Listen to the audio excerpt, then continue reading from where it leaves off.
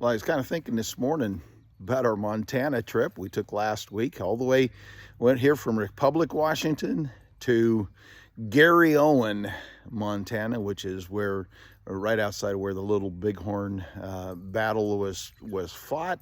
Custer's last stand, although the Indians don't believe he really took a last stand. Last stand is an idea that, he fought heroically and the last man to die, and they worked their way as they retreated up to this hill and where they finally made their last stand, and they fought to the last man.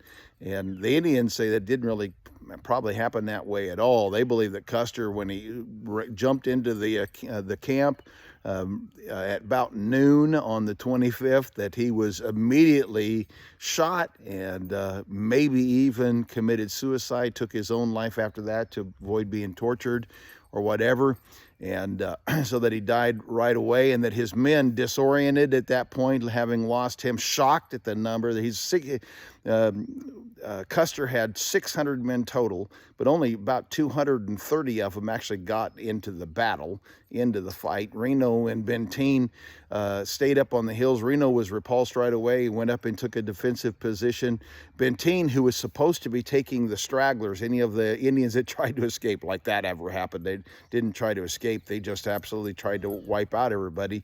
And so Benteen and eventually retreated back to where Reno was, and Benteen and Reno's men stayed together and just fought back until the battle was completely over. And it was they who finally came and to the Custer's last stand area and buried the bodies and so forth. I think as General Terry got there about 2 days later as a reinforcements, but it was way past time for that. The Indians knew that once this battle was over, they had to fight, but they knew what the consequences would be, and so they left the area pretty quickly after the battle was over.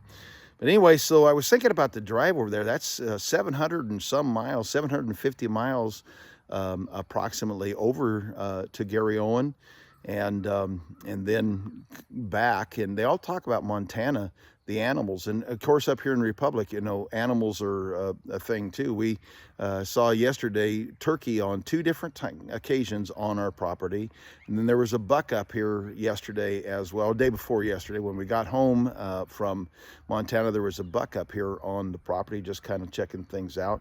And so we got to thinking, and they talk about Montana, you got to be careful for the animals, and there's bear, and there's moose, and there's elk, and there's, deer, and all of those things, some bighorn sheep in some areas, all that kind of thing.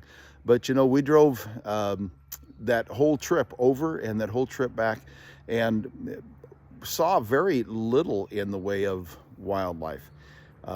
We did see 2 moose on the way home, just outside of Deer Lodge. There's a copper mine there just between an Anaconda area just outside of Deer Lodge, and there's a place that looks like a dike where I believe what they've done is they've put their backwater from the strip mining. There's a dike up there. So I'm driving along in the morning, coming on the way home, and I don't know, it's probably 10 o'clock, somewhere in that ballpark. And I was looking over there and thought, well, they're up on top of the dike, there's 2 animals walking. I thought, those are the sickliest looking horses I've ever seen. They got a little bit closer. Wait a minute, no, those are moose. And so there were a couple of moose up there on there. That's it. We saw them. That's the only wildlife we saw in Montana at all. When we got back close to home, I was crossing Sherman Pass, and we saw a Northwest River otter cross the road, and we saw a chipmunk. And then when we got to McKenzie Mountain, we saw a buck. Anyway, so I would have loved to have seen a bear. That would have just been a kind of a highlight. And then, of course, I'd have loved to have seen Bigfoot. And we were joking about that. I knew when I was a kid, I knew Roger Patterson, famous for the Patterson-Gimli video of Bigfoot. And I knew him. My dad rodeoed with Roger's brother, Les. And, so I knew the stories and all that, those kind of things. And so I always joke around about it.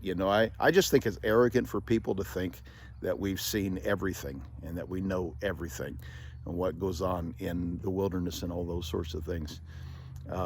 But my son and I were talking. Here's what I've decided. I can neither confirm nor deny that I believe in Bigfoot, because they don't know. They just don't know. And I would love the chance to confirm a sighting. All right, you all have a good day wherever you are.